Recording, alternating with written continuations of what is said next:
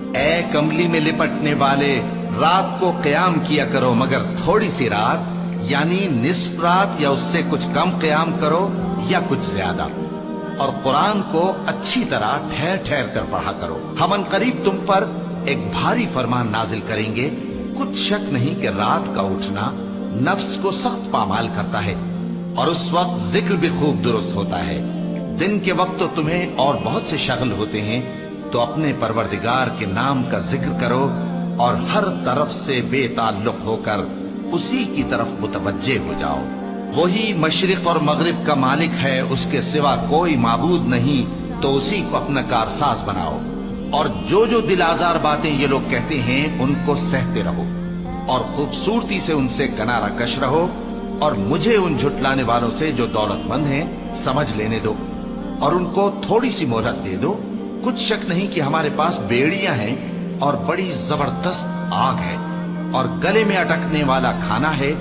اور درد دینے والا عذاب ہے۔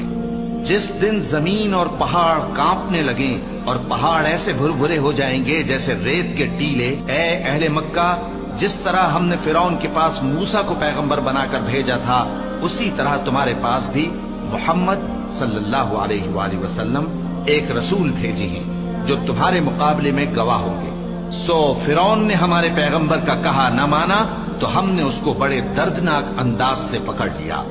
اگر تم بھی ان پیغمبر کو نہ مانو گے تو اس دن سے کس طرح بچو گے جو بچوں کو بوڑھا کر دے گا، جس سے آسمان پھٹ جائے گا۔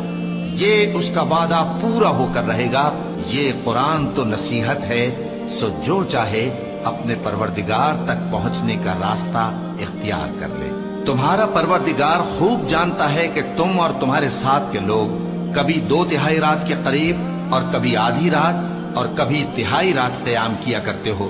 اور اللہ رات اور دن کا اندازہ رکھتا ہے۔ اس نے معلوم کیا کہ تم اس کو نبھا نہ سکو گے، تو اس نے تم پر مہربانی کی، پس جتنا آسانی سے ہو سکے اتنا قرآن پڑھ لیا کرو۔ اس نے جانا کہ تم میں بعض بیمار بھی ہوں گے، اور بعض اللہ کے فضل یعنی معاش کی تلاش میں ملک میں سفر کریں گے، اور بعض اللہ کی راہ میں لڑیں گے، تو جتنا آسانی سے ہو سکے اتنا قرآن پڑھ لیا کرو، اور نماز قائم کرتے رہو، اور زکوٰۃ ادا کرتے رہو، اور اللہ کو نیک نیتی سے قرض دیتے رہو، اور جو عمل نیک تم اپنے لیے آگے بھیجو گے اس کو اللہ کے ہاں بہتر اور صلے میں بہت عظیم پاؤ گے، اور اللہ سے بخشش مانگتے رہو، بے شک اللہ بخشنے والا ہے، مہربان ہے۔